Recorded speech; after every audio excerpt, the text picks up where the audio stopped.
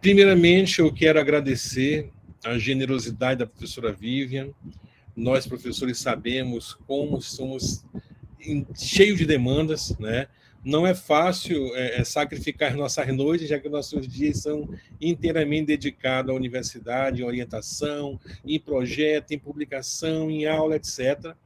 E agradecer a generosidade dela da partilha, de partilhar conosco um tema tão importante como no próprio grupo, muitas vezes nós comentamos, que é a educação ambiental em espaços não formais. Temos alguns projetos nesse sentido, de pesquisa em doutorado e mestrado, temos alguns egressos do PPG que pesquisaram a temática, então vai ser de grande contribuição para todos nós, professora. De antemão, quero agradecer a senhora por esse momento que vai nos possibilitar aqui no GPCF. Então, agora, Marley, já fez essa breve apresentação, você pode falar do que nós vamos ter agora com a professora Vivian. Boa noite a todos e a todas. Obrigado, professor, pelo convite. Tá com eco o teu... É microfone? O que é a microfonia? O celular está conectado perto no Meet, não? Melhorou? Melhorou, deu uma melhorada. Tá. Pode ser o celular também ligado. Tá, ok. Então, eu sou egressa... Não, me chamo Marley Guerreiro de Almeida. Eu sou egressa do SESP Parintins. Eu sou mestranda, né, desse ano, de 2022. Eu sou da linha 2, que trabalha epistemologia e divulgação científica em espaços não formais. Agora eu vou falar um pouco da palestrante, né, que é a professora Vivian Bartain. Ela é professora da Universidade do Estado do Amazonas, doutora e mestre em ciências do Programa de Ecologia Aplicada Exalc-Sena, né, de 2011 a 2017, em Piracicaba. Ela é pesquisadora do Laboratório de Educação e Política Ambiental da OCA, Exalc, 2010 a 2012. Ela também é especialista em educação ambiental e recursos hídricos da USP em São Carlos, em 2010 também. Marley, você está de fone? Oi? Você está com fone de ouvido? Sim, professor. Eu acho que é isso, o eco. Está com eco. Eu vou tirar, então, aqui só um momento, tá? Eu acho que vai melhorar. Vamos testar. Tá melhor agora, professor? Ah, tá. Desculpa. Despluga aí do computador. Tirei do computador. Continuando, ela é graduada em Ciências Biológicas pela Unesp Rio Claro em 2017. Também é conselheira da FUNBEA, né, que é o Fundo Brasileiro de Educação Ambiental, e tem experiência na área de educação, com ênfase em educação ambiental e ensino de ciências. Então, né, como a professora preferiu, no decorrer da palestra, né, quem tiver dúvidas, perguntas, eu vou estar aqui para auxiliar, e aí eu vou estar encaminhando essas perguntas para a professora. E agora eu passo a palavra para a professora iniciar a palestra. Boa noite. Boa noite para todas. E para o Kleber e para o Washington, né? Estamos aqui numa maioria feminina, como quase sempre, né? Mas então, boa noite para todas e para todos. Para mim é um prazer estar aqui hoje, né? Com vocês, em mais um encontro do grupo de pesquisa. Estava até conversando com o Washington antes de começar, que a gente tenha esses encontros presenciais, né? Porque é sempre um momento muito rico de troca, né? Então, hoje eu vou estar com a palavra, mas eu quero que vocês sintam-se muito à vontade para perguntar, para fazer alguns comentários, né? Que vocês fiquem, de fato, bastante à vontade. Então, primeiro, gostaria de agradecer, né, o programa, em nome do professor Washington e da Ercilene, né, por terem me convidado, por a gente estar aqui, né, seguindo com esse grupo de pesquisa diante dessa situação que a gente tem vivido, né, e aqui a gente conseguiu seguir forte, né, durante a pandemia, a partir desses encontros virtuais. Eu vou aqui compartilhar a minha tela, e aí eu vou parar de enxergar vocês, o que é muito triste, mas aí então vocês façam barulho quando vocês quiserem chamar atenção, porque eu não consigo mais vê-los. Então, uma primeira coisa importante de dizer é que eu sou recém-chegada na UEA, né? Recém-chegada no programa, e eu vou trazer algumas referências, né, do meu trabalho, e estou chegando aqui no Amazonas com muita vontade, né, de aprender junto, de conhecer esse espaço, de fazer pesquisa para o Amazonas, né? Então, a maior parte das minhas pesquisas, elas aconteceram no Sudeste, né, que é de onde eu venho, eu sou paulistana, tive a oportunidade de estudar, né, nas escolas de São Paulo. A minha fala, ela vai estar centrada na perspectiva da educação ambiental. Então, eu vou iniciar contextualizando um pouco o que é a educação ambiental. A gente tem uma influência bastante forte do Tratado de Educação Ambiental para Sociedades Sustentáveis e Responsabilidade Global. Então, eu vou contar um pouco para vocês o que é esse conceito de sociedades sustentáveis, né? Porque ele é importante quando a gente pensa em trabalhar a educação ambiental. Nessa linha, eu vou trazer um conceito também que a gente tem trabalhado, que é de transições, né? Reconhecendo que para a gente para a gente construir, para a gente forjar sociedades sustentáveis, a gente vai ter que fazer uma transição ou transições a partir do contexto que a gente vive hoje. E aí eu vou falar um pouquinho sobre o conceito dos espaços não formais e vou trazer algumas experiências de educação ambiental em espaços não formais para a gente compreender como que se dão essas experiências, né, em âmbito de pesquisa, mas em âmbito de extensão também. E aí, como a Marley falou, né, grande parte de tudo isso que eu trago aqui é uma construção conjunta, né, que eu tive a oportunidade de participar, né, participo ainda do grupo de pesquisa do Laboratório de Educação, que é a OCA, né, que é o Laboratório de Educação e Política Ambiental da Exalc, que é a USP de São Paulo, e a oportunidade de participar do curso de especialização Educação e Sustentabilidade Ambiental. E aí, aqui desse lado direito, eu trouxe o símbolozinho do Tratado de Educação Ambiental, para vocês, se vocês não conhecerem, né, vocês irem se familiarizando com ele. Então, eu queria começar perguntando para vocês, que vocês pensem um pouquinho o que é educação ambiental para vocês. Não sei se tem alguém que está aqui hoje, que trabalha com essa linha no mestrado, no doutorado. Tem algum dos alunos que trabalha nessa linha?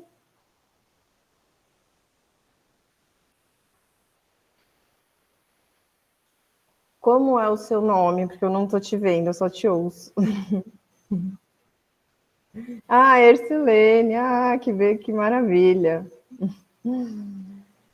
Eu queria, então, começar a dizer para vocês que a educação ambiental, ela é uma área do conhecimento, né? Ela é uma área do conhecimento de pesquisa, de extensão, de ensino, e ela é um campo que a gente chama um campo polissêmico. O que significa isso? Significa que ela tem diferentes formas de ser trabalhada. Ela pode ser baseada em diferentes teorias filosóficas, em diferentes teorias da educação. Então, tem alguns autores que até defendem que a educação ambiental, são educações ambientais, né? Que ela não é uma coisa única. né? Um corpo teórico que é constituído por essa característica. Ela é um espaço de disputa, um espaço de construção de narrativas, né? Narrativas de como viver, de como estar nesse mundo, de que futuro construir. E aí, nesse sentido, a gente tem, então, diferentes formas de enxergar a educação ambiental, de estudar a educação ambiental, de pesquisar a educação ambiental. E alguns autores têm dedicado algum tempo para tentar categorizar essas educações ambientais no intuito de tornar um pouco mais didático e tentar compreender quais são essas diferenças, quais são essas aproximações. Mas é muito importante a gente saber que a gente tem uma política nacional de educação ambiental, e aí essa política ela traz objetivos, ela traz diretrizes, ela traz princípios, que então é algo que fomenta, né, a educação ambiental aqui no nosso país, e a gente tem aqui também no Amazonas a política estadual de educação ambiental. E aí são diretrizes, princípios e objetivos bem abrangentes. Eu trouxe aqui para vocês uma categorização de uma pesquisadora que chama Isabel de Moura Carvalho. Ela divide a educação ambiental em dois tipos só. Uma educação ambiental que ela chama de comportamental e uma outra educação ambiental que ela chama de popular. Eu vou trazer essas duas porque eu acho que elas exemplificam duas polaridades bastante grandes, mas a gente tem uma infinidade de outras possibilidades entre elas, né? Então, a gente tem autores que, por exemplo, o Felipe Layargues, ele vai defender 3 macrotendências da educação ambiental, que é a conservacionista, a crítica, e acho que a comportamental também. A Salvé vai trazer várias correntes, né, umas 6, 7, e a Carvalho divide nessas duas. Ela vai chamar de educação comportamental aquelas que focam no indivíduo, e elas focam na mudança comportamental. Então, a perspectiva é que se o indivíduo fizer a sua parte, a gente consegue transformar a sociedade, a gente consegue resolver os problemas socioambientais. Quando a gente trabalha com MEA comportamental, ela tem um público prioritário, que é o das crianças. Então, quando a gente vê uma educação ambiental escolar, ela tem como um dos temas mais trabalhados na escola os resíduos sólidos, que é por isso que eu coloquei essa imagem aí. Então, uma educação ambiental comportamental, ela vai estar focada na mudança de comportamento. Uma educação ambiental popular, ela vai pensar numa perspectiva de uma ação coletiva, nos sujeitos organizados em uma sociedade, prevendo, dizendo que não adianta a gente mudar as ações individuais, elas são parte do processo, mas a gente precisa de mais do que isso, a gente precisa de ações coletivas, e a gente precisa que os sujeitos se entendam como sujeitos políticos, e ela foca na perspectiva de uma ação política.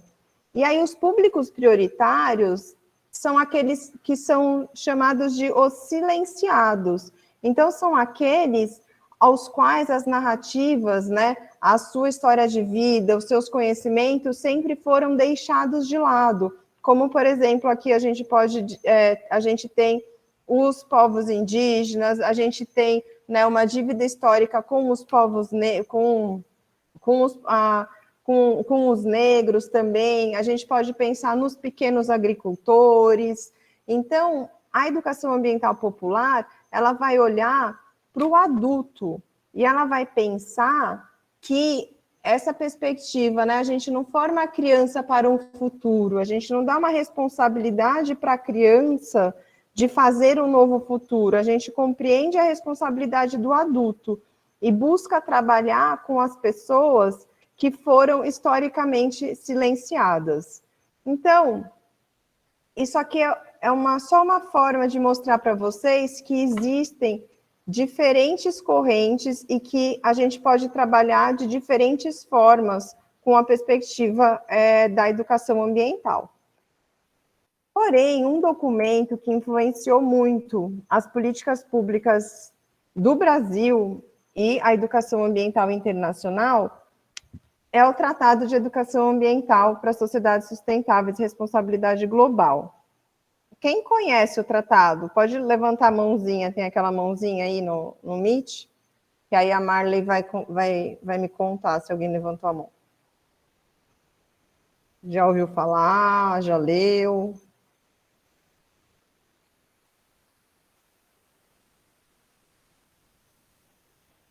Ninguém? Ninguém, Marley, é isso? Não, professora, pode continuar. Então, o Tratado de Educação Ambiental, ele foi construído na ECO 92. E ele é resultado de um trabalho coletivo de educadores ambientais de diversas partes do mundo. E imagine, então, que os educadores se reuniram e juntos eles pensaram o que é necessário para uma educação ambiental comprometida, né, com essas duas questões que eles trazem no seu título. O tratado ele tem 17 princípios. E é interessante que vocês conheçam, recomendo muito esse olhar, e inclusive para a gente pensar, quando a gente atua com a educação ambiental, como que a gente leva esses princípios para a prática, né? Como que eles se materializam na nossa ação, como que eles se materializam na nossa pesquisa. O próprio tratado tem um plano de ação, que inclusive uma das metas, né, é de fato que ele seja conhecido para além dos educadores ambientais, né, que a gente teve um exemplo, né, que a gente viu que a maior parte das pessoas, ou todas, não conhecem esse documento, e durante a Rio+20, ele foi revisitado. Então, os educadores ambientais se reuniram para pensar, será que ainda faz sentido esses 17 princípios, né? O mundo mudou, as problemáticas socioambientais mudaram, será que a gente não tem que rever esses princípios? E na versão revisada, os 17 princípios se mantiveram, eles não foram alterados. Então, é interessante da gente conhecer eles para entender, então, o que a gente fala nessa perspectiva da educação ambiental de uma maneira geral, né? Então, a gente traz a perspectiva da interdisciplinaridade, do respeito às diferentes formas de vida, do estímulo à participação, do fomento ao diálogo, da perspectiva do meio ambiente na sua perspectiva complexa, né? Compreendendo que o meio ambiente ele é feito de uma relação entre as questões naturais e o contexto sociocultural. Então, isso tudo é uma base para a gente trabalhar, né? Independente da corrente que a gente trabalhe, tem algumas coisas que marcam o que é a educação ambiental, desde seu histórico, desde a sua primeira conferência, que são alguns desses que eu falei aqui para vocês nesse momento. Porém, quando a gente vai falar, então, de que forma que eu tenho trabalhado a educação ambiental, de que forma que a OCA tem trabalhado a educação ambiental, o professor Marcos Sorrentino, que é o coordenador do laboratório, junto com um grupo de outros pesquisadores, educadores ambientais, ele tem proposto esse conceito que ele tem chamado tem chamado de educação ambiental revolucionária. Por que revolucionária? Porque ao olhar hoje a situação, os problemas ambientais ou socioambientais que a gente tem, o momento hoje ele é urgente, ou mais do que urgente, né? Então a gente vê o que o IPCC, né, que é o painel intergovernamental sobre mudanças climáticas, trouxe nesse ano, né? Então, assim, trouxe que é necessário mudanças drásticas, né? O que a gente vê sobre os eventos extremos acontecendo, o aumento da temperatura, né? A gente tem o trabalho do Antônio Nobre, que traz também que a Amazônia chegou no seu ponto de inflexão. Então, assim, para a gente conseguir ter um ambiente sadio para todos, a gente precisa trabalhar numa perspectiva revolucionária, que necessita romper com o que está posto na nossa forma de ser e estar no mundo. Então, alguns dos princípios que eles trazem é desnaturalizar as obviedades. Então, por exemplo, o mundo ele foi construído por sujeitos históricos. Então, as coisas elas estão como estão porque nós, seres humanos, fizemos escolhas. E nós podemos fazer novas escolhas, mudar o que está instituído. Então, por exemplo, por que a riqueza de um país tem que ser medida pelo PIB, que é o Produto Interno Bruto? Será que isso é a melhor forma de classificar e de dizer se um país é desenvolvido ou não? Nos dias de hoje, a gente percebe que só a acumulação de dinheiro é o suficiente? Então, não é óbvio que o desenvolvimento seja medido pelo PIB. E aí, uma provocação é que essa educação ambiental ela incentive as pessoas a pensarem. Então, o que acontece? A gente vive num mundo repleto de informação. A gente está sendo bombardeado por informação o tempo inteiro. E esse excesso de informação faz com que a gente não tenha tempo para pensar, para fazer relação entre as coisas, para entender o que de fato está acontecendo, para de fato entender qual é o meu papel nisso tudo. Então, processos de educação ambiental têm que incentivar as pessoas a pensarem sobre o mundo, a pensarem sobre a sua própria vida. Sendo importante uma perspectiva de não aceitar enxugar o gelo. O que a gente está falando por enxugar o gelo? A gente está falando de não mexer com as causas raízes das questões e a gente tomar atitudes que só melhoram as condições socioambientais, melhoram as condições climáticas, mas está aqui enxugando o gelo, porque o gelo continua derretendo. E aí, nesse sentido, eu trouxe aqui do lado esquerdo uma imagem da Mídia Ninja da COP. Então, na verdade, esse não é o evento oficial, né? Esse é o evento que aconteceu em paralelo da sociedade civil, organizada e desorganizada, exigindo que atitudes e as negociações elas fossem mais... os acordos fossem mais fortes. Então, a gente sai da COP com acordos importantes, mas eles são insuficientes para resolver o problema, né, do jeito que ele está posto hoje. Com o andar, se a gente caminhar na direção das metas e do que a gente conseguiu fazer na COP, a gente está enxugando gelo. A gente não vai resolver nossos problemas, a gente vai seguir com o aumento da temperatura global, o derretimento das calotas polares, né, com essas mudanças climáticas locais que a gente percebe, né, o aumento de chuva ou seca, né? Então, assim, trouxe a COP aqui para mostrar e aí, será que a gente tem os problemas resolvidos com que os líderes mundiais conseguiram trazer como soluções? Uma educação ambiental revolucionária que denuncia e luta pela justiça socioambiental, né? Então, assim,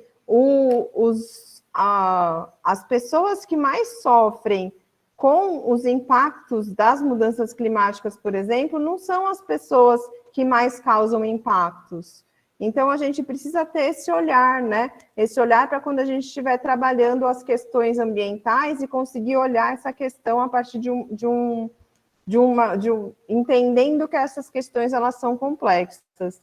E a necessidade de mudanças radicais. Então, a gente precisa mudar radicalmente o sistema que a gente vive, né? Compreendendo que esse sistema hegemônico capitalista, ele não é para todos, né? Ele não tem contribuído para o bem-estar e para a qualidade de vida de todos. E todos, eu digo, todos os seres humanos e os seres não humanos com os quais a gente divide esse planeta também.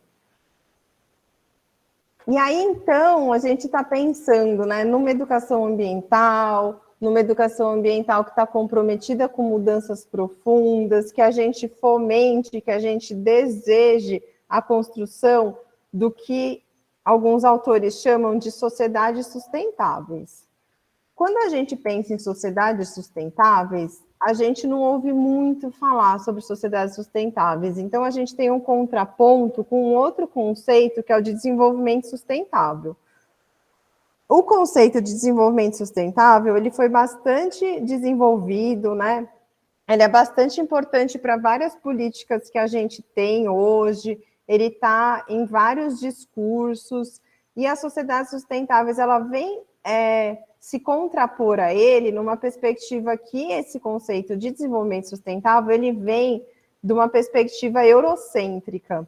E as sociedades sustentáveis, ela vem de um acúmulo da América Latina, né, dos países do sul global.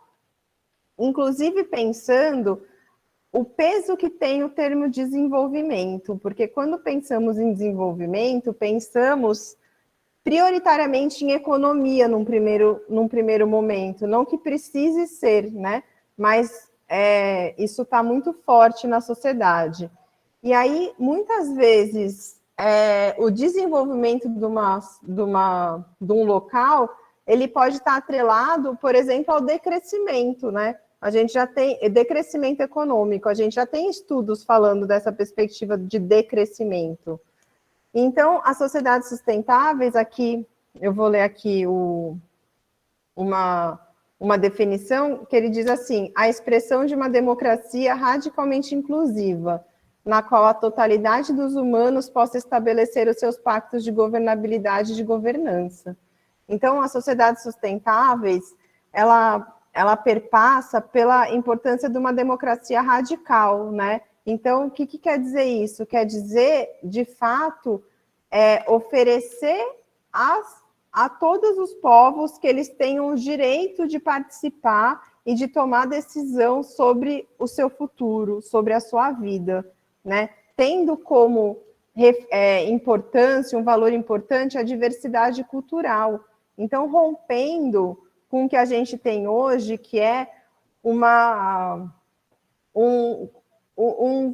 jeito de ser e estar no mundo onde todos deveriam viver dessa forma, né? Então, assim, as pessoas, existem povos diferentes, que se associam diferente, que veem o mundo de uma forma diferente, e a gente precisa valorizar essa diversidade cultural, respeitando todas as formas de vida, né? Humanos e não humanos. Valorizando e fomentando que as pessoas façam pactos coletivos de sobrevivência, dando poder aos povos para que eles tenham soberania, né, para que eles decidam sobre as suas vidas, fomentando processos de participação. Então, a gente fala que é uma democracia radical porque é cada vez mais fomentando espaços de participação que permita que os povos forjem seus pactos coletivos, né, respeitando as formas de vida e a diversidade cultural. Porém, a gente vive nessa sociedade, né, que é uma sociedade marcada por um capitalismo hegemônico, que tem diversas características, né, características marcantes da nossa sociedade. E aí, como que a gente vai pensar, né, de sair dessa forma, né, que a gente está organizado para construir sociedades sustentáveis, né? Então, uma primeira coisa é que a gente não fala mais de transição, a gente fala de transições, porque ela vai ser plural, que nem esses espaços que a gente almeja que as pessoas possam viver são plurais, a forma como a gente construir esses espaços também são plurais. E aí, nesse sentido, quando a gente pensa em transição, a primeira coisa que vem na nossa cabeça é uma transição energética.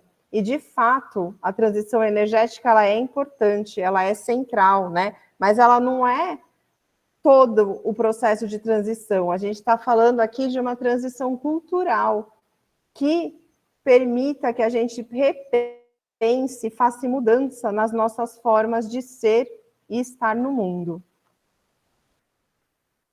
E aí, nesse sentido, essa transição cultural, ela tem centralidade na educação. Então, a educação enquanto processo, né? São processos educadores que permitirão transições culturais. E digo mais, são processos educadores ambientalistas, ou seja, processos de educação ambiental que vão forjar essa transição. Uma transição que repense, né, o convívio, ressignificando com a natureza, né, entendendo que somos natureza, nós seres humanos, e como que nós seres humanos, como natureza, nos relacionamos com o nosso meio. Compreendendo esse meio ambiente na sua perspectiva complexa, né, que ela perpassa pelas interações sociais, culturais, políticas, econômicas. Não é? A questão ambiental, ela está completamente atrelada a todos esses, a todas essas questões, né, que é a forma de viver. Uma necessidade de desmercantilização da natureza e da vida, né? O Henrique Leff fala, né, de uma racionalidade ambiental, né, para a gente romper com uma racionalidade econômica. Então, essa necessidade da gente tirar de primeiro plano a questão monetária, né? Então, a gente fala de recurso natural, porque é um recurso que nos serve, né? Alguns países têm trabalhado numa outra linha, né, como o Equador e a Bolívia, que tem dado direito à natureza, né? Então, a água tem o seu direito, né? A floresta tem o seu direito, e aí, juridicamente, está respaldado a natureza enquanto um ser que tem direitos. A gente fala da espiritualidade laica, que o que é isso? É que proporcionar que cada ser humano perceba e reflita sobre por que está aqui, né? Quais são seus propósitos existenciais? O que te move? O que te faz acordar todos os dias para viver, né? O que você quer espalhar por essa terra? E como que você caminha conectado com os seus propósitos existenciais? E essa necessidade de compreender a ação política. Então, a política, ela se faz todos os dias na nossa casa, na escola, no bairro, no país, e a gente não pode se abster disso, né? Então, a gente participar dos espaços de decisão, a gente fomentar a criação de novos espaços, né? Sempre conectados com esses nossos propósitos.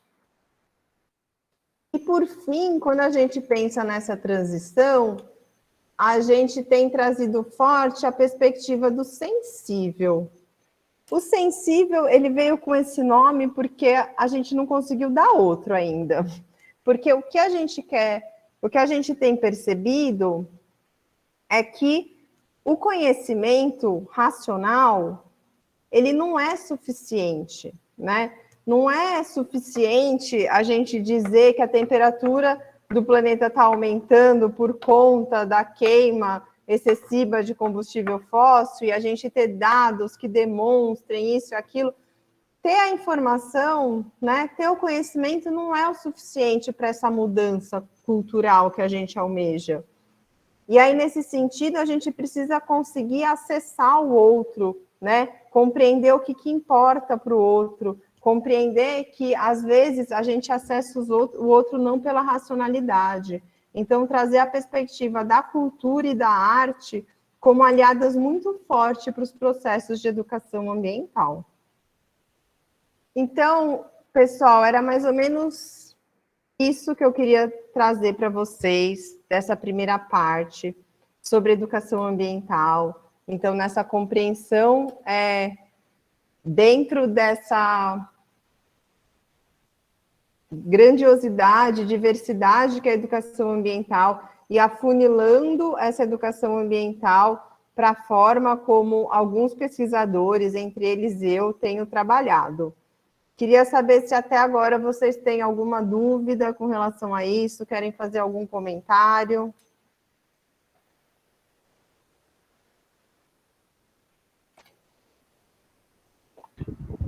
Estamos saboreando aqui a sua fala, professora. Com certeza vamos fazer algumas colocações, mas é muito interessante. Então, aí é o Encontro das Águas, lá no Instituto Soca. É no Soca. E aí, então, né, quando a gente pensa, tá bom, então essa educação ambiental, mas essa educação ambiental, ela acontece de que forma? Ela acontece aonde? E aí, lá na nossa Política Nacional de Educação Ambiental, no seu artigo 2º, vai trazer que a educação ambiental é um componente essencial e permanente da educação nacional, devendo estar presente de forma articulada em todos os níveis e modalidades do processo educativo, em caráter formal e não formal.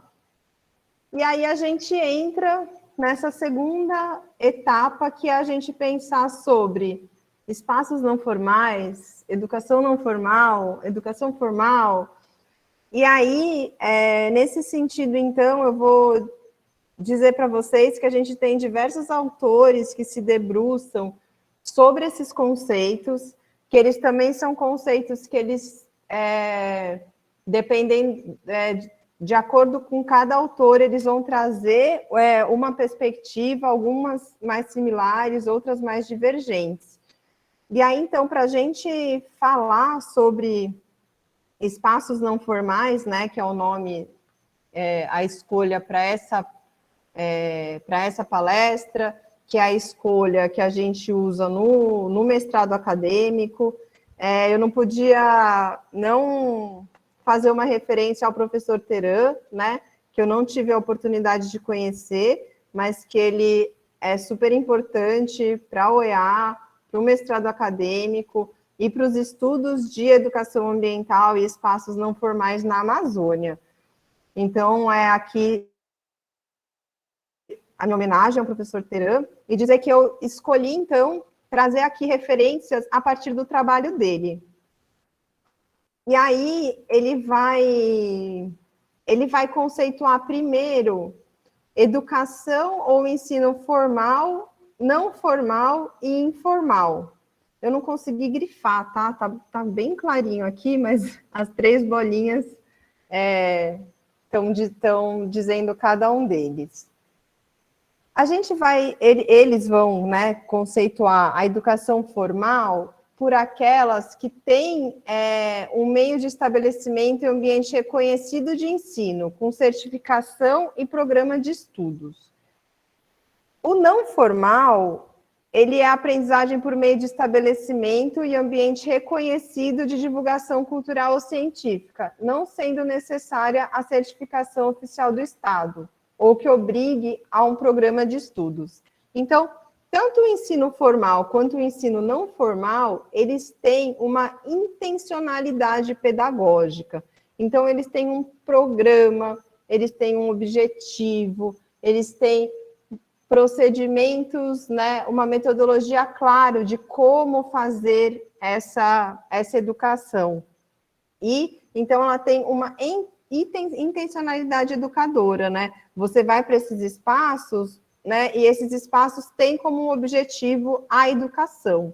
Sendo que no ensino formal, de acordo com o que eles trazem aqui, ele é um ambiente, então, que ele é reconhecido. Então, por exemplo, no Brasil a gente tem o MEC, né? O MEC é uma das instituições que pode reconhecer esses ambientes de ensino, né? E esses espaços, eles podem certificar, né? E também eles têm um programa de estudos, né? Então, eles têm, por exemplo, a gente tem a escola, a universidade, a pós-graduação, né? Então, são espaços que têm uma intencionalidade educadora e que ela tem um ambiente reconhecido enquanto espaço de educação. A educação não formal, ela tem uma perspectiva educadora, ela tem um plano também, uma perspectiva de ensinar, mas não necessariamente ela tem esse ambiente reconhecido de ensino. Então, por exemplo, ele pode ser um ambiente mais visto como de divulgação cultural científica, não tem nenhuma obrigação de ter um programa de estudos, né? Então, assim, se você for para a escola, a universidade, a gente tem um programa, a gente tem uma legislação que diga, no ambiente não formal, ele pode ter, mas não tem nada que obrigue ele a ter. Já a educação ou ensino informal é aquela que não tem uma intencionalidade educadora. Então, ela nem sempre tem quais são os conteúdos a serem trabalhados. Então, é aquela educação que ela acontece nas interações sociais. Então, a gente aprende nessas interações, mas não necessariamente a gente tem uma intenção, a gente tem um programa, a gente tem um objetivo, a gente tem uma metodologia clara. E aí, depois que eles classificam a educação, eles vão classificar os espaços. E aí ele vai classificar também o espaço formal, o espaço não formal e o espaço informal. E aí o espaço formal, ele vai dizer que é todo aquele que pertence ao estabelecimento reconhecido de ensino. Então, por exemplo, você tem uma escola de inglês, você tem a própria escola, você tem a universidade. E aí, se eu estiver na escola e eu usar a horta escolar para trabalhar, eles vão dizer que a gente continua no espaço formal. A horta escolar não é um espaço não formal, porque ela faz parte do espaço físico e da estrutura da escola. Então, o espaço formal, ele é aquele local que faz parte, né, desse estabelecimento de ensino reconhecido. Então, no caso da UEA, a UEA, ela é um espaço formal. Se eu decidir dar aula no estacionamento da UEA, eu continuo no espaço formal a partir dessa perspectiva. Quando eu vou falar de um espaço não formal, ele é um espaço que não pertence a esses estabelecimentos reconhecidos de ensino. Então, é um lugar que ele não é um lugar focado no ensino. E aí ele vai dividir em dois, o que é institucionalizado e o não institucionalizado. Então, o institucionalizado é aquele que tem uma pessoa jurídica, que tem uma instituição privada ou uma instituição pública. Então, a gente tem, por exemplo, um museu, um zoológico, o INPA, o Museu dos Povos Amazônicos. É um espaço que não tem como foco o ensino, né? Ele tem outras funções e ele tem uma pessoa jurídica. E o espaço não formal, ele não é institucionalizado, podendo ser, não tem estrutura para isso. Então, por exemplo, se eu vou usar o rio de uma escola, né? Do rio de uma escola, não. A escola se localiza num bairro e ao lado da escola eu tenho um rio. E aí eu vou trabalhar ali, vou trabalhar na mata ciliar. É um espaço não formal, não institucionalizado. Eu vou trabalhar numa praça, um espaço não formal, não institucionalizado. Eu vou trabalhar numa feira, um espaço não formal, não institucionalizado.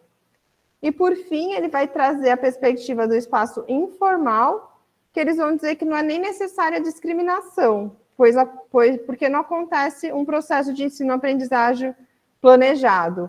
Então, por exemplo, se eu vou para uma feira, tem uma intencionalidade pedagógica, ele é um espaço informal. Se eu vou para uma feira com uma intencionalidade pedagógica, eu levo os meus alunos com um objetivo, né, com procedimentos claros, eles sabem o que eles estão passando ali, aí ele já vira um espaço não formal. Tudo bem? Então, só resgatando aqui, o espaço não formal é todo aquele onde pode ocorrer uma prática educativa. Então, eu posso, de qualquer espaço, ele pode ser um espaço não formal, se for possível fazer uma prática educativa ali.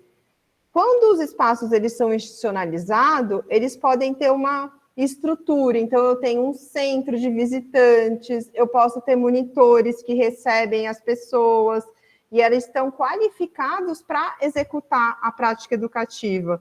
Então, quando eu chego no lugar, existe uma estrutura, existem educadores. Os não institucionalizados, eles não têm uma estrutura para esse fim. Mas se eles forem planejados, né, se for planejado, ele pode se tornar um espaço educativo. Então, foi o que eu falei, por exemplo, da feira. Você vai chegar na feira, você não vai encontrar um educador ali. Mas você pode tornar a feira um espaço não formal, desde que você prepare para que isso aconteça. Tudo bem, pessoal? Tudo bem, professora, pode prosseguir. Então, aqui eu coloquei alguns exemplos, né?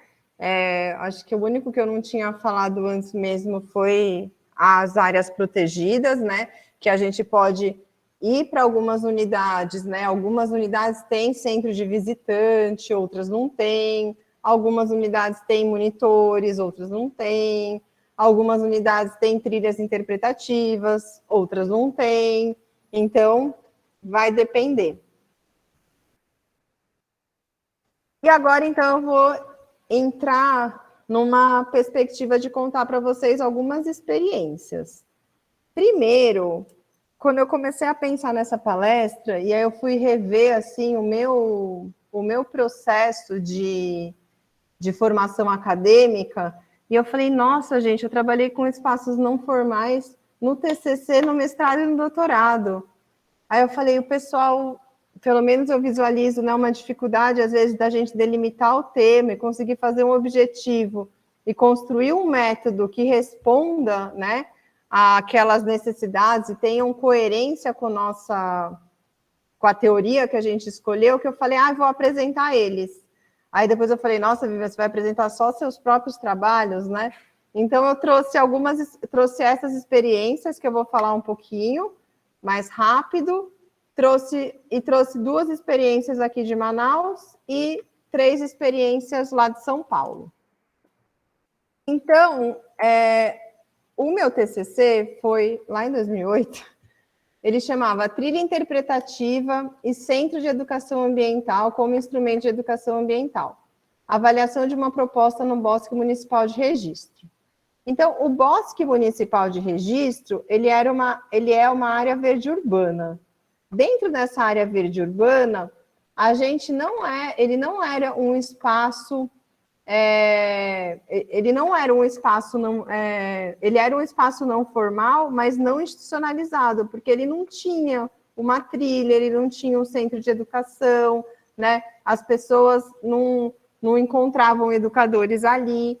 E aí, no meu trabalho de TCC, a gente estava avaliando, então, se a construção de uma trilha e um centro de educação ambiental eram significativos para o desenvolvimento da educação ambiental escolar.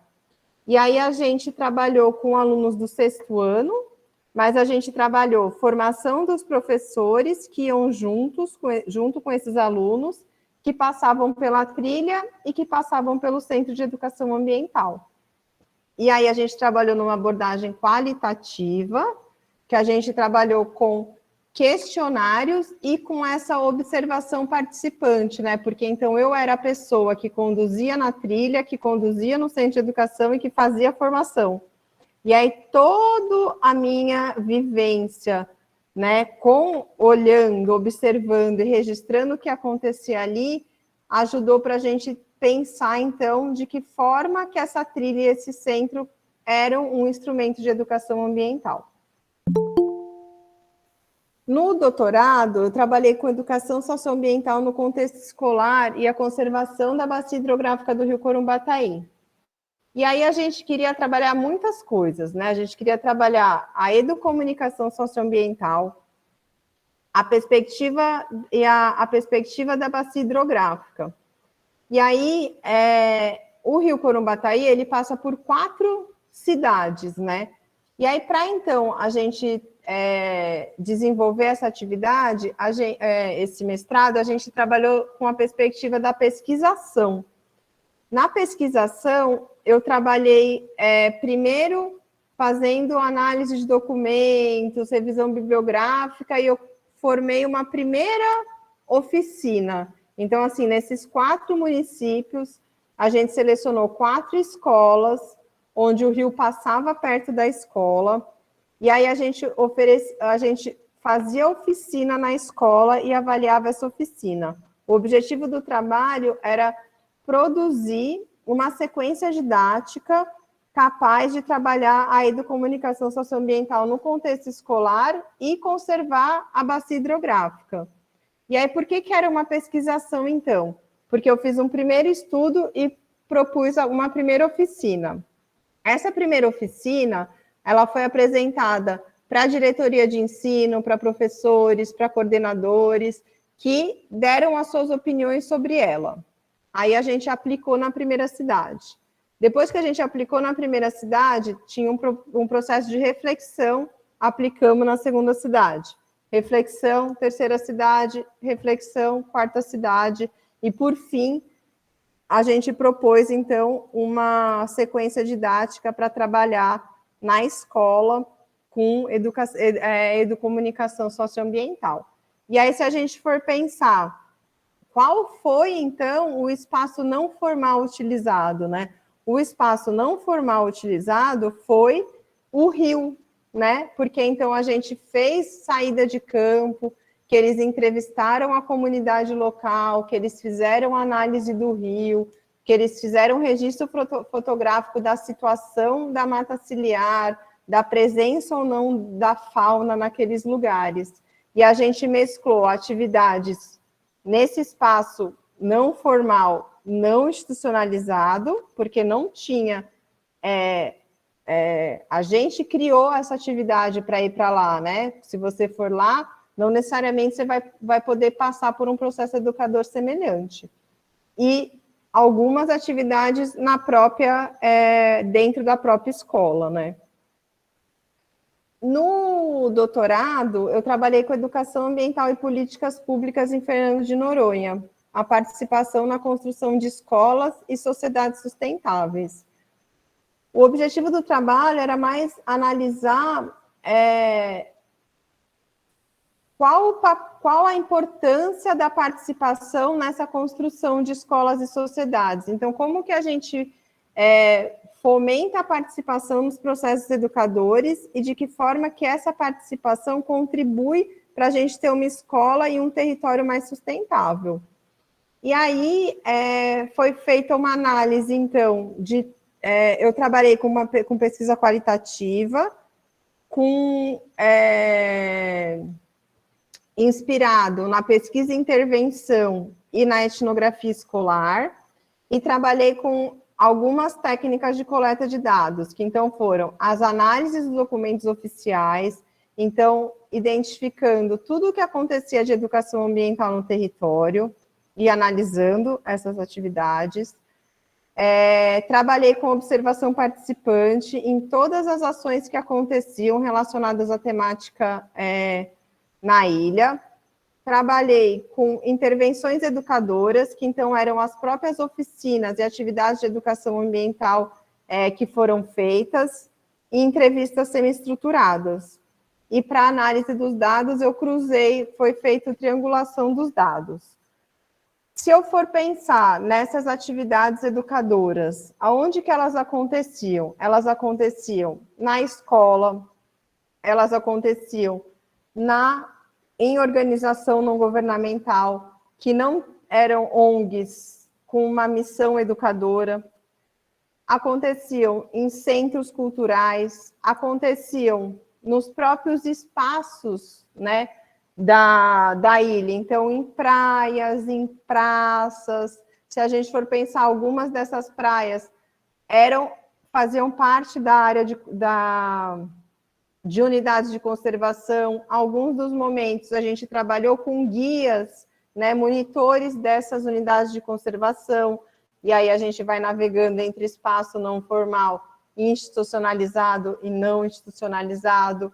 Aconteceu no Conselho Distrital, que é como se fosse a Câmara de Vereadores, porque lá é um distrito estadual, então a gente chama lá de Conselho Distrital. Aconteceu na praça do bairro, né? Aconteceu na rádio. Então, a gente usou diversos espaços para a gente, espaços não formais, para desenvolver a educação ambiental. Tudo bem, pessoal? Vocês estão aí ainda? Ou já me abandonaram? Todos aqui, todos ligados.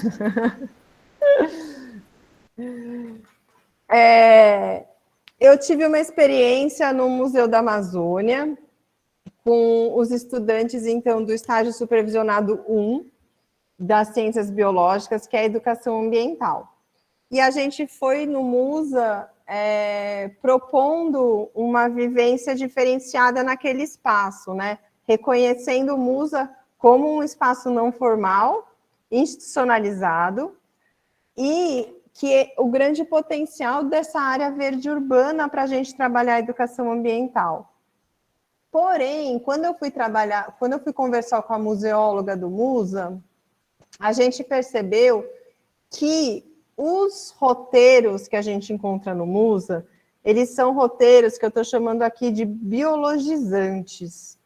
Então, quando a gente anda no MUSA com os guias, a gente tem um foco nas espécies de fauna e flora que a gente encontra, né? A gente, inclusive, os espaços que tem lá, né?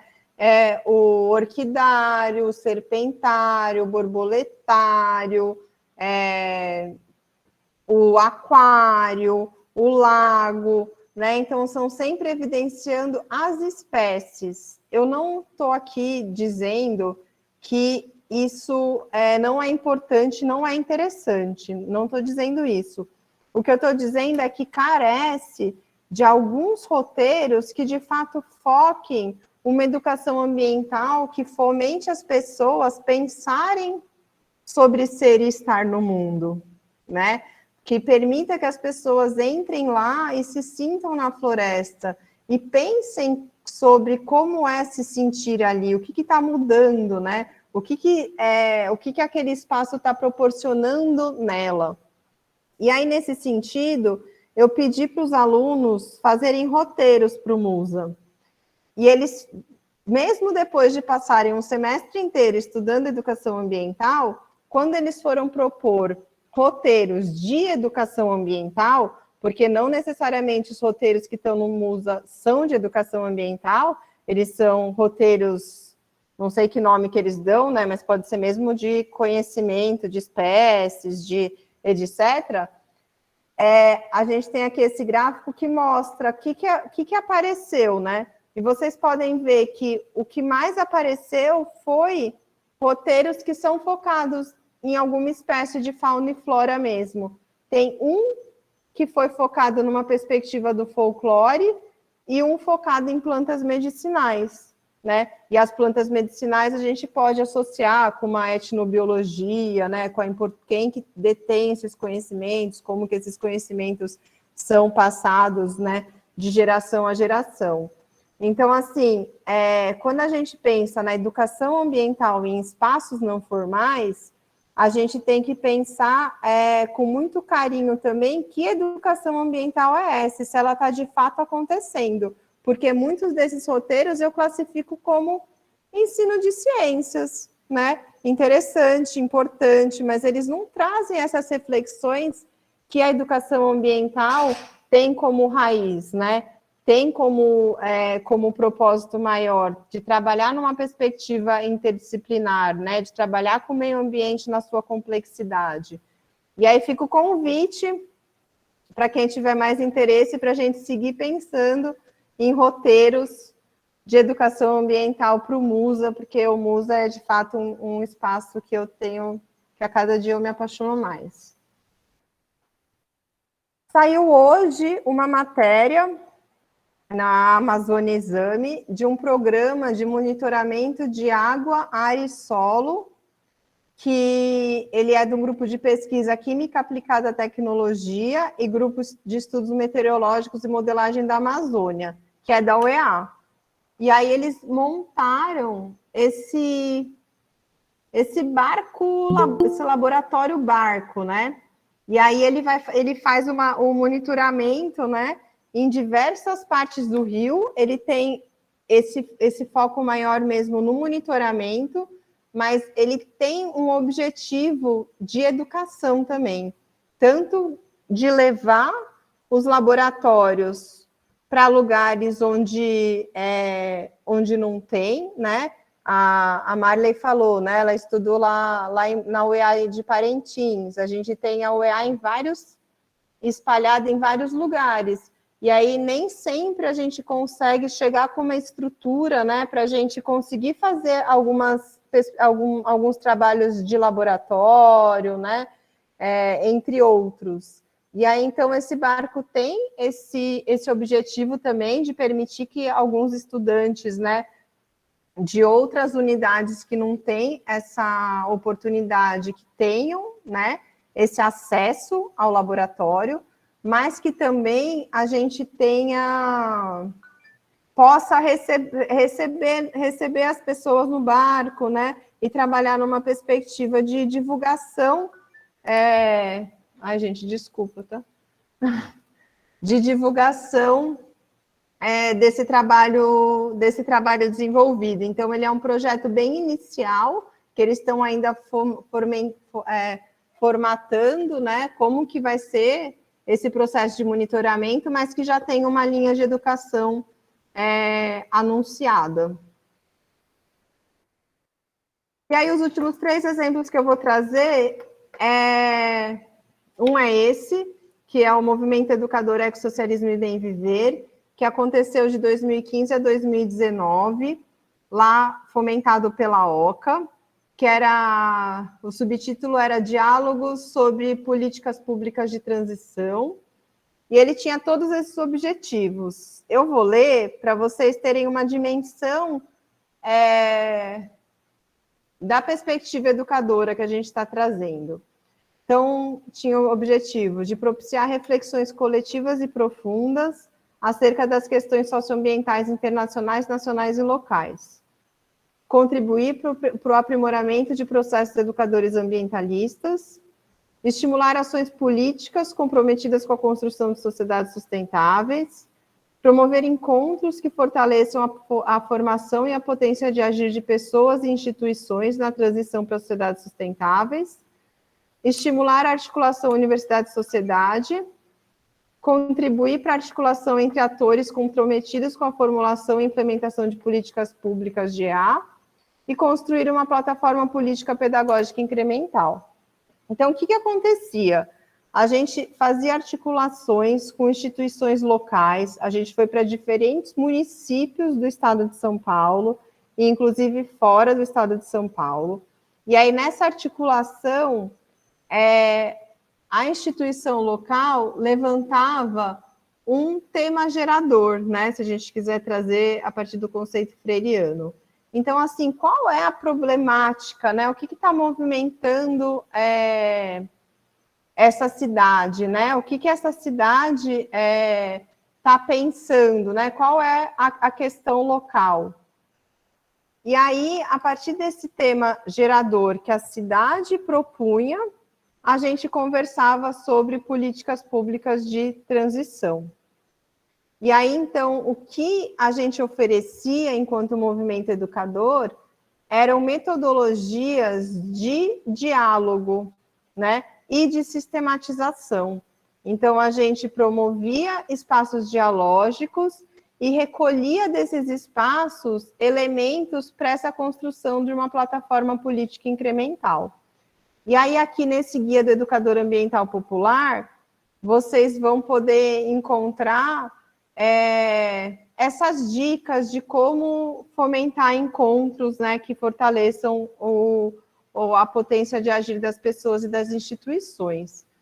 E aí, quando a gente pensa, então, ele era um movimento educador, que ele estava vinculado ao Laboratório de Educação e Política Ambiental, que está vinculado à Exalc-USP. A Exalc-USP é uma instituição reconhecida de ensino. O laboratório, ele é um laboratório dentro de uma instituição reconhecida de ensino, que tem a função de pesquisa, ensino e extensão. Aí o laboratório sai da universidade e vai para os territórios, com uma proposta clara de objetivos, de metodologia, né? Uma proposta clara pedagógica. Ele é capaz de certificação. Alguns vão dizer que isso é educação formal, outros vão dizer que é não formal. Mas os espaços são não formais, tá bom? Porque os espaços não foram dentro da universidade, algumas vezes foram. Então, compreendam que para a gente classificar educação formal e educação não formal, a gente sempre tem que trazer qual é a nossa referência teórica e dialogar com ela. Um outro projeto desenvolvido pela OCA é a alfabetização agroecológica ambientalista, que trabalhava na Bahia com os movimentos sociais do campo, especialmente o Movimento Sem Terra, com o objetivo aqui de apoiar a implementação de políticas públicas de transição para sociedades sustentáveis, como reforma agrária agroecológica, florestas biodiversas, agricultura familiar, educação ambiental e do campo. E aí, então, o laboratório ia até a Bahia, muitas vezes usava um espaço formal, que é a escola, para desenvolver atividades que não estavam associadas à busca pedagógica da escola, né? Só que também oferecia cursos, oficinas que eram certificados. Muitas vezes, o espaço não formal era o próprio quintal agroecológico, né? Era o próprio assentamento desses... os próprios assentamentos. E, por fim, o último, ele é um projeto do Fundo Brasileiro de Educação Ambiental, que a Marley falou no começo, né? Onde eu tenho o prazer hoje de ser conselheira. Nessa época eu trabalhava como educadora e coordenadora pedagógica. E aí é um projeto que ele foi financiado pelo que a gente chama de FEHIDRO, que é o Fundo de Recursos Hídricos do Estado de São Paulo. E a gente trabalhava em parceria com o Comitê da Bacia Hidrográfica da Baixada Santista. Então, a gente tem várias bacias hidrográficas, né, em São Paulo, e o da Baixada Santista é esse mapinha que tem aqui no fundo, que aí ele vai daqui, passa por Peruíbe, Itanhaém, Mongaguá, Praia Grande, São Vicente, Cubatão, Santos, Guarujá e Bertioga. Então, é uma extensão bem grande. E aí, o Comitê de Bacias, ele é uma instituição que ele é um colegiado tripartite, né, que tem o poder público, a sociedade civil organizada e as empresas, para pensar essa gestão das águas. E aí a gente, então, tinha um projeto que tinha como intuito construir esse programa de comunicação social do comitê, com o objetivo de estimular o fortalecimento da gestão dos recursos hídricos. E aí, para isso, a gente definiu 3 diretrizes, que foram articulação, formação e mobilização social e comunicação. Essa seta está aqui assim, porque eu copiei de algum lugar, que era muito importante isso, tá? Aqui não é tanto. Desculpa. Aí, nesse processo de articulação, então, houve encontros com a comunidade e foi constituído um grupo gestor que participava de todas as decisões que eram tomadas, né, durante o projeto para construir esse programa. Na perspectiva da comunicação, foram produzidos materiais comunicativos e educomunicativos. Então, mais uma vez, essa palavra aparece aqui. A educomunicação, ela também é uma área do conhecimento que junta a educação com a comunicação, né? Compreendendo que nessa junção algo novo emerge, né? Então, são processos educadores, né, que têm a comunicação como central, ou são processos comunicativos que têm a educação como central. E nesse processo, o processo é mais importante do que o produto, né? Mas a gente diz que a educomunicação, ela é o direito à comunicação, que é de fato também dar voz àqueles que são silenciados, né? E trazer então a perspectiva de trazer outras pessoas para essa narrativa. A gente tem isso muito forte com a internet hoje, né? Hoje, com a internet, todo mundo é produtor de conteúdo, né? Mas essa produção de conteúdo, né, esse processo comunicativo, ele acontece por meio de processos educadores. E aí a gente produziu folder, boletim, curta, vídeo infantil, mídias sociais, espetáculo teatral. E na formação e mobilização social, foi um curso, né, de educomunicação, que tinha essa carga horária, que produziu materiais videográficos, então as equipes produziram vídeos e houve mobilização da comunidade do entorno dos rios. E aí, então, qual era o espaço não formal? O espaço que a gente utilizou foi todo esse território.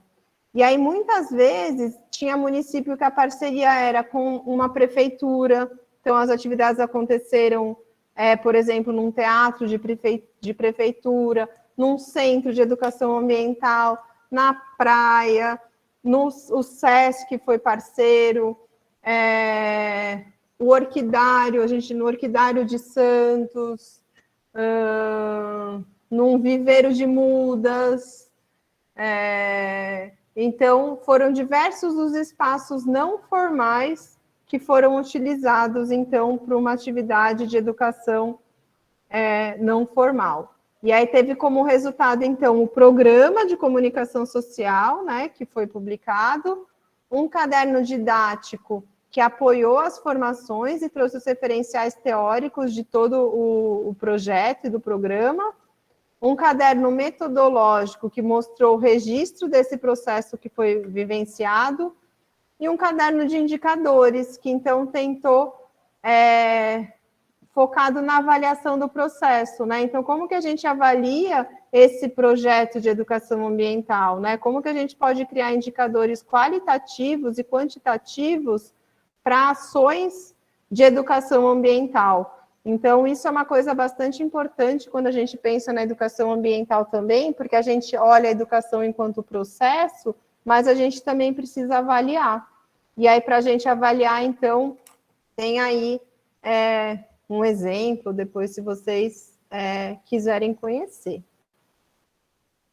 Aqui foram as referências que eu usei para essa fala, e queria agradecer e deixar esse espaço para que a gente possa conversar um pouquinho sobre as impressões de vocês, sobre o que vocês quiserem conversar.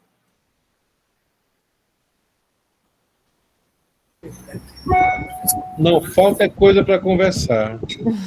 Pena que ainda temos um tempinho aí, o nosso teto sempre até 8h30, 8h40, alguma coisa. A Silene já tem uma perguntinha aí, enquanto isso, cadê a Marley? Marley já vai fazer a mediação. A Silene está pedindo a vez agora. Pode falar, Silene.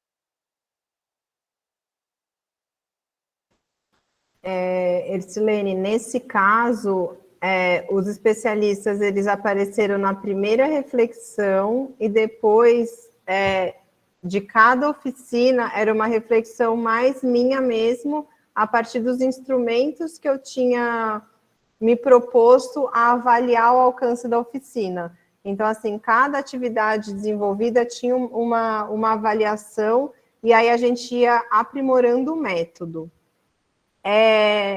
Quando você pergunta, né, se a pesquisação ela é a mais adequada, não sei se ela seria a mais adequada. Ela é uma pesquisa muito difícil de ser feita a nível de mestrado, né? Eu tive várias críticas na banca, né, desse processo, inclusive porque, assim, ela era uma pesquisação, mas eu tinha um objetivo claro, eu defini os objetivos, eu não defini os objetivos junto à comunidade, né? Era uma pergunta de pesquisa minha, que eu queria responder. E muitos autores defendem que no processo da pesquisação, a pergunta é coletiva, né? E aí isso fica muito difícil para quando a gente passa por processos seletivos assim também, né? A gente precisa ter uma articulação anterior com as comunidades, né? E esse processo, né, de ação-reflexão sendo sempre o mais participativo possível. Então, o que eu demonstro no meu trabalho é qual o grau de participação das pessoas, mas eles não foi... Teve um limite dessa participação, sabe? Então, eu acho que se tiver alguém trabalhando com a pesquisação, o importante é a gente deixar claro quais são esses limites e aonde que cada pessoa está participando, sabe? Dedicar um tempo mesmo para o estudo da metodologia e do método, que o importante é que você seja mais fiel àquilo que você fez, né? E não tentar seguir também rigorosamente o que o autor propõe, e aí você vai escrever no seu texto algo que não foi de fato como o processo aconteceu.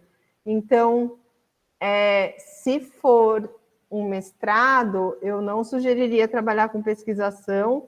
Se for um doutorado, eu acredito que tem que ter uma articulação bem forte com a comunidade antes de iniciar a pesquisa.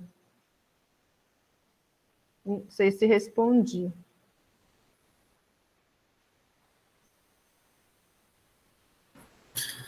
Professora, tem aqui, na verdade, não é bem uma pergunta, né? É assim, me mandaram no meu privado, é assim, mais assim, sobre a educação ambiental lá que a senhora desenvolveu lá em São Paulo, né? E assim, mais uma comparação, no caso, da senhora, do seu ponto de experiência, de vista aí, quer saber sobre a educação ambiental da Amazônia aqui e sobre a educação ambiental do que a senhora desenvolveu lá em São Paulo, né? Se a senhora tem uma diferença de trabalho, se a senhora tem um ponto de vista, assim, mais ou menos é assim a pergunta. Eu acho que tem diferentes educações ambientais em todos os espaços, né? Então, eu não acho que é que existe uma diferença assim geográfica, né? A gente tem pessoas aqui, pessoas lá, trabalhando com o mesmo referencial teórico e filosófico, que aí as práticas se aproximam, e pessoas que têm trabalhado com referenciais teóricos distintos, né? Ou outros que aí as práticas se afastam. O que a gente tem, assim, é que na escola se aproxima muito, né?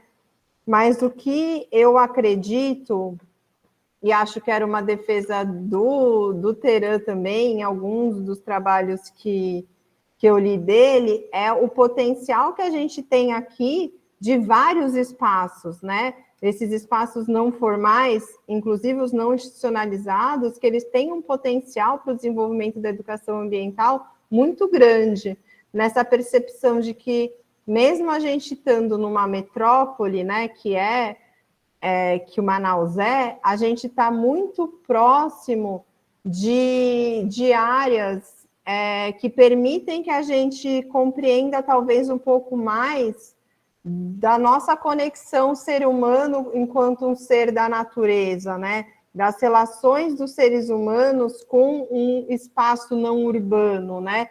Para mim, isso é muito presente aqui, né? Ou isso pode ser muito presente aqui, porque é muito próximo essas áreas.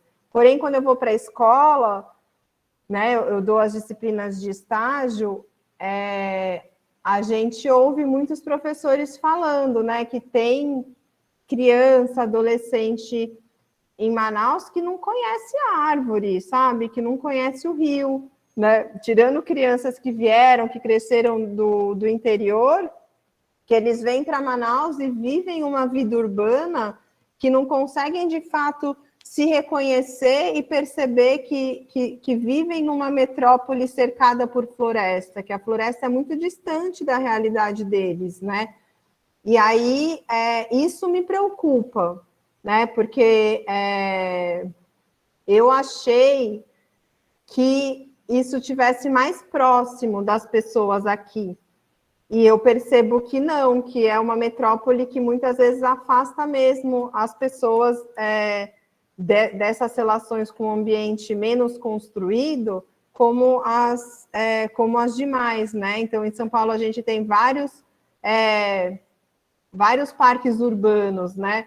Aqui em Manaus, a gente tem alguns. Aqui em Manaus, a gente tem uma arborização urbana muito ruim. Então, assim, se a pessoa não se propõe a ir para o rio, se a pessoa não se propõe a ir para uma área verde urbana, ela vai seguir vivendo no concreto, sem conseguir perceber que está no meio da floresta, né? Não sei quantas pessoas têm a oportunidade de voar, né? Quando você pega um avião e chega em Manaus, você consegue claramente ver que Manaus está no meio da floresta.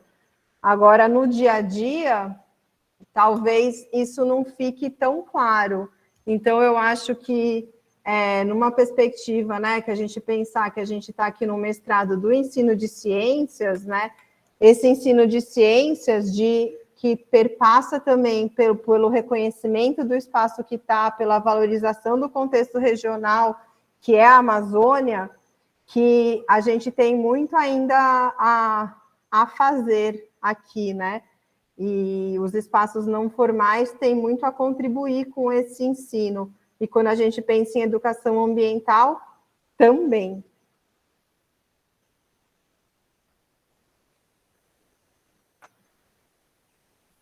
E tem uma outra pergunta, assim, que ele fala que de que forma a educação ambiental ela pode ser trabalhada dentro do espaço formal, como ela deve ser desenvolvida também. Olha, ela pode ser trabalhada de diversas formas, né? Eu acho que a centralidade que a gente tem da educação ambiental formal é que ela trabalhe também numa perspectiva interdisciplinar, e isso é muito difícil da forma como a escola está institucionalizada e os espaços que os professores têm para construir, né, propostas interdisciplinares, mas eu acho que eu tenho defendido muito essa ressignificação dos temas prioritários, né? Que os temas prioritários são que a gente tem, né, de uma pesquisa feita na escola, que é quais são os temas mais trabalhados: resíduos sólidos, água e horta. Eu não vejo problema de trabalhar esses temas, mas a gente tem que contextualizar para a realidade local e para uma problemática maior. Então, o problema não é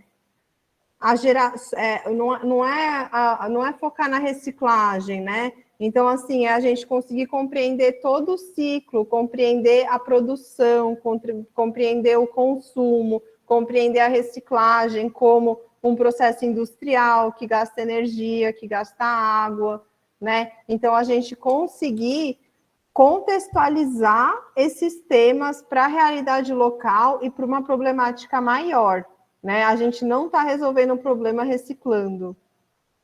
É o mínimo que a gente faz, né?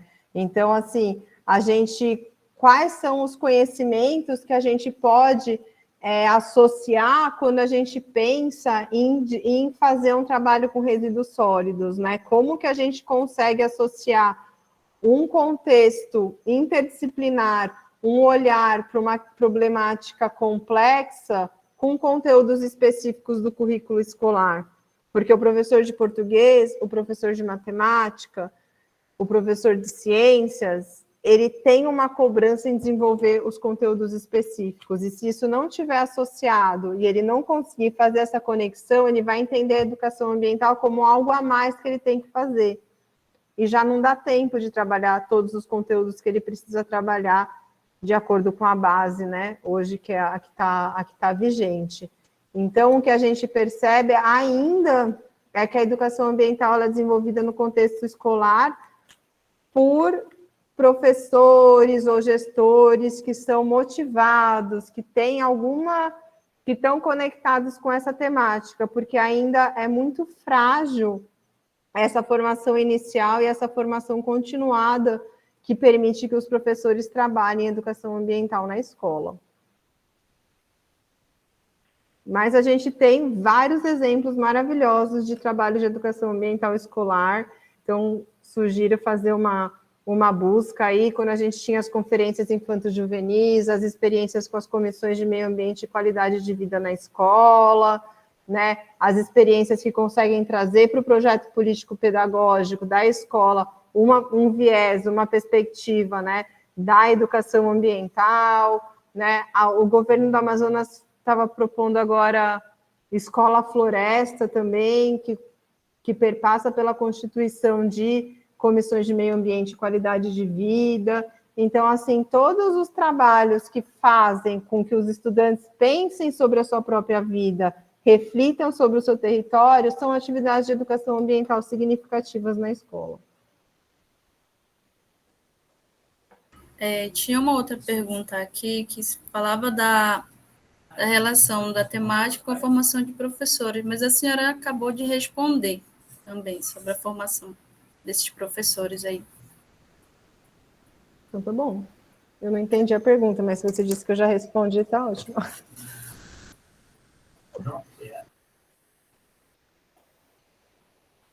Nossa.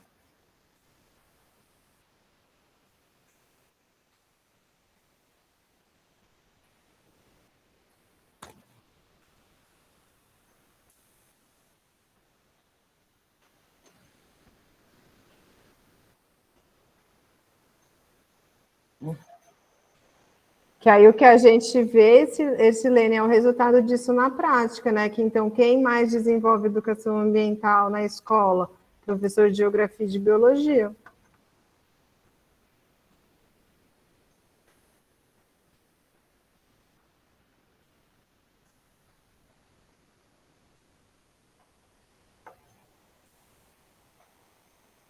Professora, alguém mais, alguma mais pergunta? Queira fazer uma pergunta para a professora? As perguntas que eu tinha aqui eu já falei e me repassaram. Eu tenho a primeira professora Vivian, né, parabéns por ser didática, né? A senhora foi muito didática na explicação dos conceitos, né?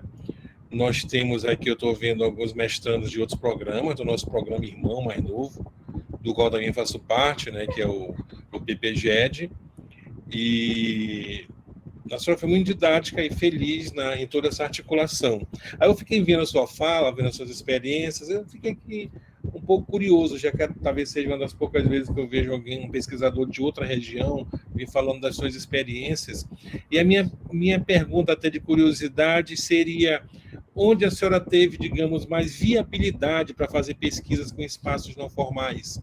Aqui no norte, mais especificamente no Amazonas, ou lá no sul, sudeste? Eu fiquei assim, imaginando, a senhora falando da sua pesquisa, eu fiquei viajando, pensando como seria alguns locais eu conheço, e me veio à mente, fiquei muito inquieto quanto a isso. É assim, né? Eu eu entrei na universidade em 2003, né? Eu saí do doutorado em 2019, então foram aí 13 anos, né? E aí, nesses 13 anos, eu tive essa oportunidade de, desde o mestrado, estar acompanhando um grupo de pesquisa, extensão e ensino, né? Que é o laboratório de Educação em Política Ambiental da Exalc. E ali foi, de fato, um celeiro para esse aprendizado. E aí eu não sei o que vocês conhecem da Exalc, mas a Exalc ela é a Escola Superior de Agricultura Luiz de Queiroz. Ela é a USP de Piracicaba, mas ela foi fundada com uma perspectiva e uma vocação agronômica. E ela é o celeiro da grande monocultura, a Bayer, a Singenta, elas vão lá para capturar não, né? Chamar estudantes para trabalhar com elas, os grandes pecuaristas, os ruralistas, eles saíram e interferem naquela universidade, né? Pensando a agricultura no Brasil. E ali, a gente, dentro da universidade, a gente era um lugar de resistência, né? A gente é um lugar de resistência. Então, sempre associado aos movimentos sociais e à popularização da universidade, de trazer o movimento social para dentro da universidade e para levar a universidade para fora, né, dos seus muros. Então, eu acho que estar num espaço de resistência foi um incentivo para a gente perceber que essa importância das instituições saírem dos seus muros. E aí, dentro disso, eu sempre tive isso muito forte, eu sempre tive uma ligação muito forte com a escola, e essa necessidade da escola não ser a concepção do prédio, da escola ser esse espaço de conhecimento que reverbera no seu território, né? E para isso ela precisa sair e voltar. E quando a gente sai, a gente busca esses espaços não formais, né?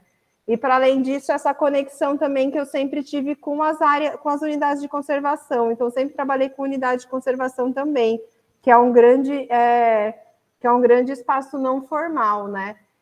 E então eu vejo assim que aqui agora, né, o meu projeto, que é o projeto, inclusive, que, né, a gente tô começando a desenvolver, é esse olhar para a escola, na relação com as unidades de conservação. Então, eu acredito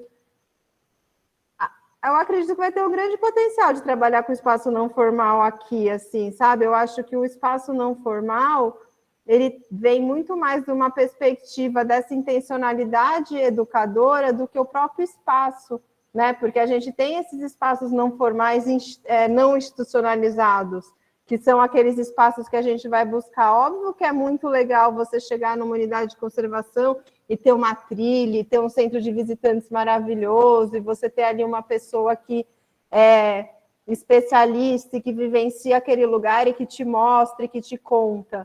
Porém, a gente, enquanto educador, a gente pode aproveitar de vários outros espaços, né? Nessa compreensão de que nem não é suficiente, a gente já tem bastante estudos mostrando que não dá para a gente formar ilhas de unidades de conservação, que a gente precisa de conexão, e essa conexão exige que a gente trabalhe com a zona de amortecimento, que a gente trabalhe com as pessoas.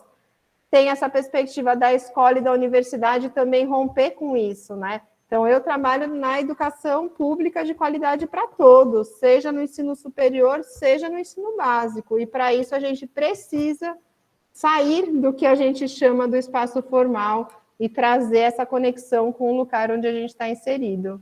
Então, eu vejo com muitos bons olhos o Washington chegar aqui no Amazonas. Só agora que a gente está... Olha, que legal, Ferson. Estou procurando um nome para o projeto, hein? Talvez eu plagiei. De chegar aqui no Amazonas no meio da pandemia foi algo muito difícil, assim, difícil mesmo, né? Mas agora, todo mundo vacinado, acho que vai ser coisas muito, muito interessantes que têm me motivado muito a a seguir aqui, longe da minha família toda, mas construindo aqui uma nova família com as pessoas que a gente vai encontrando pelo caminho. Maravilha, e nós somos os felizardos de tê-la, tanto na universidade como no nosso grupo. Tem muita coisa boa por aí, né? Porque, na verdade, de fato, nós paramos mais de 2 anos. Segundo semestre que tudo volta à normalidade. Isso aí. Marley, querida, podemos fazer as conclusões e depois passar para a professora se despedir. Então, não tem mais perguntas, né? Eu passo a vez para a professora aí concluir, né, hoje, o encerramento da palestra. E obrigada a todos. Gente, eu queria só, mais uma vez, agradecer a participação de todos. Eu sei que é isso, né? A noite é cansativa para todo mundo, né? Mas que bom que vocês estiveram aqui. Que bom que eu tive essa oportunidade, né? Essa primeira vez aqui no grupo. Espero que seja a primeira de muitos. E estou completamente à disposição para quem trabalha na área, quer conversar mais, né? Para quem não trabalha na área, ficou curioso para falar sobre outras coisas, estou completamente à disposição. Agradeço a Marley pela mediação, agradeço a Ercilene por toda a organização, pedir desculpa por qualquer dificuldade aí que eu tenha causado, Ercilene, e agradecer aqui a todos os professores, em nome do professor Washington, né, que se dedica aí para ajudar coordenar, que a gente esteja sempre aqui. Foi, de fato, um prazer estar aqui essa noite com vocês. Muito obrigada. Repito o que falei no início, nós que agradecemos a sua partilha, a sua generosidade por dedicar 2 horas, praticamente, do seu tempo, né, para nos fazer essa belíssima fala, que muito vai contribuir com todos. Temos vários aqui acadêmicos que estão nessa perspectiva de educação ambiental, também mestrandos, a própria Ercilene com seu doutorado, e nós que agradecemos, professora. E dessa maneira nós encerramos o nosso ciclo de palestra desse semestre. Nós seguimos o calendário da UEA, né, e fechamos com a senhora, fechamos com chave de ouro, tendo em vista que junho é as férias da universidade. Vamos fazer nossas reuniões internas de coordenação para planejar o próximo semestre, né, que inicia-se no iniciozinho de julho. Aí o Efferson é oriundo de Tefé, onde eu trabalho na graduação, professora Vivian.